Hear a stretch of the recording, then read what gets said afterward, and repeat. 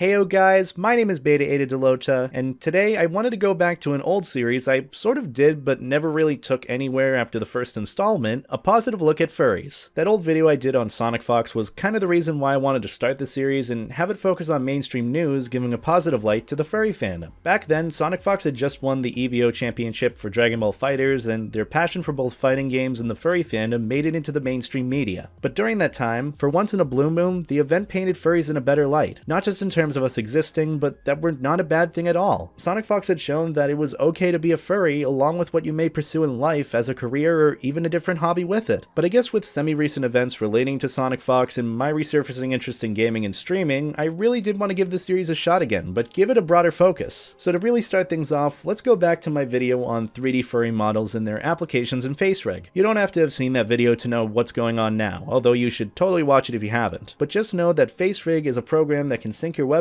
movements to a 3D model and has a wide range of applications in entertainment both on YouTube and Twitch. And today's focus is going to be specifically on the latter platform, with Twitch live streams and how furry streamers have been able to branch out to the gaming scene. I know it's kind of a bit surprising knowing the never-ending furry gamer war that apparently still happens according to you guys, but the idea of furry gaming streamers creating their own sustainable subgenre is pretty cool, and it's not even restricted to furry streaming games on Twitch. It's more so the idea of them having an identity separate from the furry fandom that brings in an audience of those interested in a specific game or a personality. I'll explain that point a bit more later on, but let's talk about furry Twitch streamers and how they managed to contribute a generous amount to the overall well-being of the furry fandom. Now, I'm assuming you all know what Twitch is and that it pretty much has a community similar to YouTube, and with that in mind, Twitch furries are pretty much the same thing as furry YouTubers. We all have our own community and content we produce, only for Twitch furries, a lot of it is live rather than going through multiple iterations of editing and polishing like myself and whatever Zillion puts himself through. And even though we have our own interests and just separate communities entirely, I've gotten to know a lot of the Twitch furries in the past year with my own streams. A lot of them are hella cute, and I'm happy to be able to call some of them very good friends today. And similar to furry YouTubers, they kind of just do their own thing with streaming, growing their own brands, and having a good time. But in the end, they're really nice and awesome people. Now, one of the big differences between the two communities is that most furry YouTubers like myself and others are kind of embedded in furry-based content. Yes, there are other YouTubers who do the furry thing subtly or have their own interests they pursue alongside their furry content, but most of us kind of focus on the furry fandom as our main audience online. It's more so ingrained in our identity, which let me just say isn't a bad thing. We use our personalities and creativity to make videos that really fit with what we want to bring to life, but also what you guys want to watch. And surprisingly, that's a really hard thing to do on YouTube. But furry Twitch streamers are pretty much in the same boat with this. They want to entertain their audiences with what each streamer brings in terms of a personality, engagement with chat, or skill in the game. And that's the key to this differentiation and why Twitch furries are a major positive influence in the furry fandom. The audience, or chat if that's easier. The main premise of Twitch was, and still is, to stream yourself playing video games and interacting with chat. Of course, depending on what type of streamer you are. And a huge portion of the audiences and viewers on Twitch are non-furries, or in this case, gamers, who might have zero knowledge on the furry fandom or might not even have the best opinion on us to begin with. So what these furry Twitch streamers have done is they've been able to keep their interest in the furry fandom sort of subtle within the context of their live streams. Whether it be only in FaceRig or the Sona they have on their channels, the furry stuff is there, but it doesn't take priority in what their streams are about. And this idea is kind of tinfoil hatty, I know, but just take a look at some of the furries on Twitch who have been able to really make it on the platform for as long as they have. Like, probably the best example I can think of is Keatlock. I have no clue how long they've been doing Twitch for, but I've known them as a friend in the furry fandom, and in fact it's been a year since I first met Keat at BLFC. But even on their live streams, Keat's main shtick is that they're a fox that plays video games and brings a chill and fun environment through them. I've seen Keat mention this as well when people in chat have asked if they're a furry or what their FaceRig is. And usually it's 50-50 on whether the viewer is chill about it or if they're gonna try and troll and then get banned immediately after. We hear the same stuff over and over again. You're not original. So yeah, they definitely have furry aspects to their stream and personality, but it's not the main focus of the streams and their audience isn't entirely furry based. Some viewers are furries while others join for the personality that Keat portrays through their character or the game they're playing specifically. Even looking at the other side of Twitch streams with esports and competitive play, Doryu is a pretty good example of that with adding a bit of the furry aspect to it. And yes, AnthroFox does that already with high-level esports, but Doryu's focus is primarily first-person shooters and is just insane level of play on games like Apex Legends and Valorant. I've seen him play from time to time, and I don't know if it's just my timing on his streams, but you know those top Apex Legends highlights videos you see going around? Yeah, they pretty much happen hourly in his streams. It's kinda nuts, and I'm 99% sure he's inhuman. The point though is, Doryu has his Fursona as his brand on Twitch, but but primarily focuses on the esports and entertaining portion of the stream. But this is how Twitch furries like these and so many others are a pretty big positive influence on the furry fandom. They've been able to branch out to an entirely different platform with an entirely different audience that exists primarily in mainstream media with gaming and entertainment. Their main audience isn't just the furry fandom, and they're able to maintain some identifying parts of the furry hobby through their Fursona as a brand or character while entertaining a mainstream non-furry audience. That's something I originally did, and you can see it from my old videos. And even now, I'm kind of thinking about how I can refine something like that. Except the personality. Oh my god, I was a toxic asshole, but it just kind of goes to show that furries can just be chill. They can do their own thing and branch out to other hobbies as well. That's a lesson I think any non-furry should take from this. And on the other end of it, just because you're a furry doesn't mean you can't fit into other things or have other hobbies or interests. This is a bit of a groundbreaking revelation here, but it's very possible to have more than one thing you're passionate about. Some of my best friends in the whole world who are furries, Twitch furries, furry YouTubers, and even non-furries I've gotten to meet because of similar interests that aren't strictly furry. But Twitch furries who have been able to do their own thing and keep it going are a pretty good impact on the fandom, and overall a good influence for anyone. So on that note, thank you all for watching. Let me know what you thought of this video in the comments as always. Down below I also have the links to several furry Twitch streamers and the Wild Abandoned team page so you can find a bunch of new content creators to watch later on. I highly recommend all of them. They're all really friendly and have a welcoming community, so please go and show them some love. Tell them the Life Jacket Wagon sent you. For a more personal plug, I am on the road to partnership on Twitch. I've been working at it for the past month or so, and I just sent in my application as of starting this video. I'm really looking forward to it. We're gonna get some new emotes, and I'm getting everything rebranded on there. And I finally have a stream schedule. My schedule for streaming on Twitch is every day or every other day at 6 or 7 p.m. Eastern Standard Time. But other than that, I've got nothing else. Thank you all for watching, and have an awesome day.